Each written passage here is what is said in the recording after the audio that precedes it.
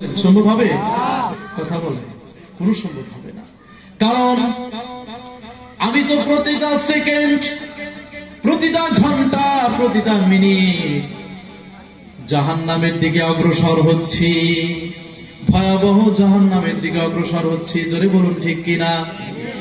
কারণ 24টা ঘন্টার পরে 2.5 ঘন্টা আল্লাহকে দিতে বলেছে, আল্লাহ তাআলাকে কিন্তু আপনি 2.5 ঘন্টা দিতে পারেন নাই।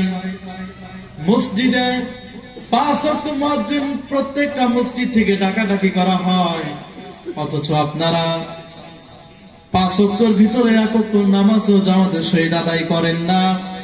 কাল কঠিন কিয়ামতের ময়দানের দিনে আল্লাহর কাছে আপনি কি হিসাব দিবেন? 4 দোকানে বসে গীবত, জুয়া, যত রকমের জাহান্নামে যাওয়ার জন্য যত রকমের ফায়সা কাজ সবকিছু আপনার দ্বারা হয়, কিন্তু জান্নাতে যাওয়ার জন্য যেই সমস্ত পুঁজি দরকার সেইগুলো কিন্তু আপনার দ্বারা হয় না। 3 নাম্বার প্রশ্ন, কি করবেন? আয় করেছো, তোমাকে যে একটা এলেম দিয়েছিলাম, দুনিয়াতে এলেমটা কোন কাজে ব্যয় করেছো? ইঞ্জিনিয়ার, ডাক্তার, যে যে কাজেই ব্যয় করো সেটা কিন্তু আল্লাহর কাছে হিসাব দিতে হবে। তারপরে আয় করেছো কোন কাজে এবং ব্যয় করেছো কোন কাজে?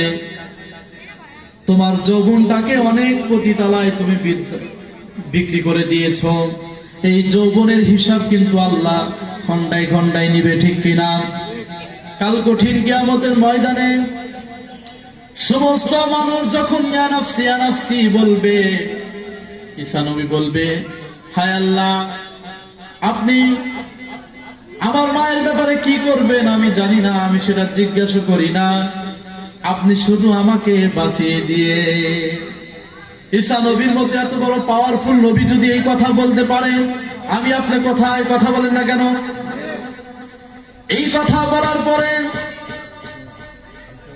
সমস্ত লোক শুধু ইয়া নাফসি ইয়া নাফসি করতে থাকবে, আমাদের নবী সেজদায় পড়ে থাকবে এবং আমরা যারা ওখানে থাকবো।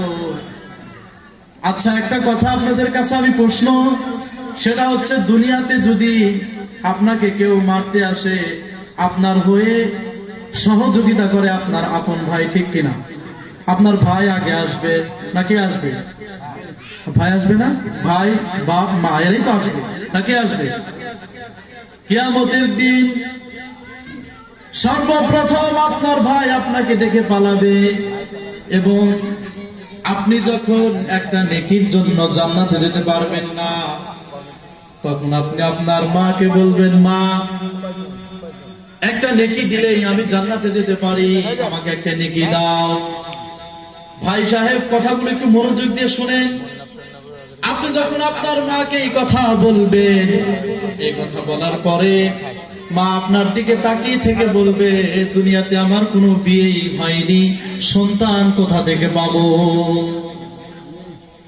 আব্দুল্লাহ ইবনে মাসউদ রাদিয়াল্লাহু তাআলা আনহু বলেছেন যে অনেক সন্তান তার মার পা ধরে জড়ায় থাকবে, 500 বছর পর্যন্ত জড়ায় থাকবে, তারপরেও মা একটা নেকি তো দেবেই না, বরঞ্চ 500 বছর পরে মা আপনার মুখের উপর লাথি মেরে চলে যাবে, তারপরেও কিন্তু একটা নেকি দেবে না।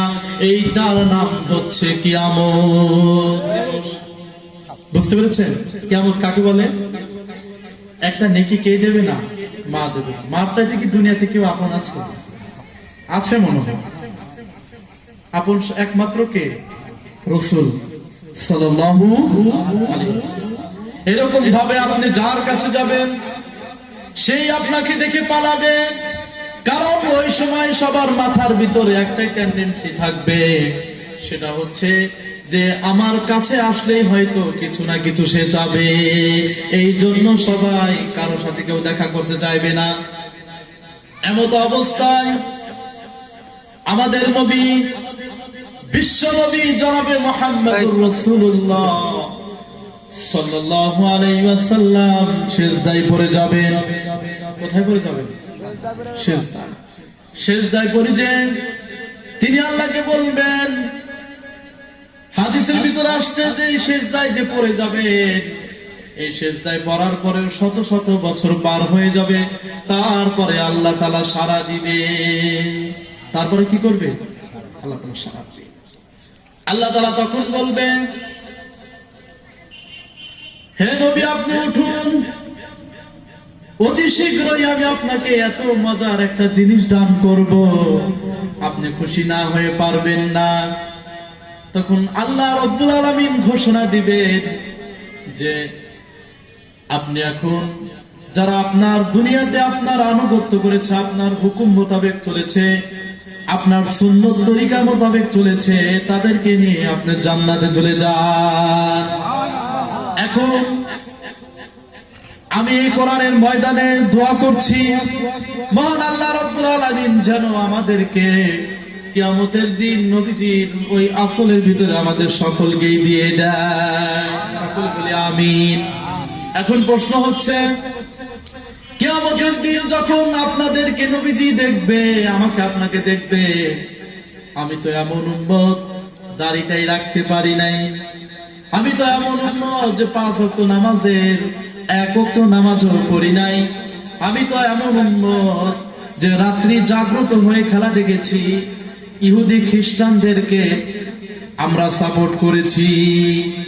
মুসলমান ভাইরা আমার, তুমি যেই মেসিকে সাপোর্ট করেছো, যেই মেসিকে তোমার আইডল মনে করেছো, তখন আল্লাহ তাআলা ঘোষণা দিবে এই মেসিকে সাথে করে নিয়ে তুমি জাহান্নামে চলে যাও। চিৎকার করে বলুন নাউজুবিল্লাহ।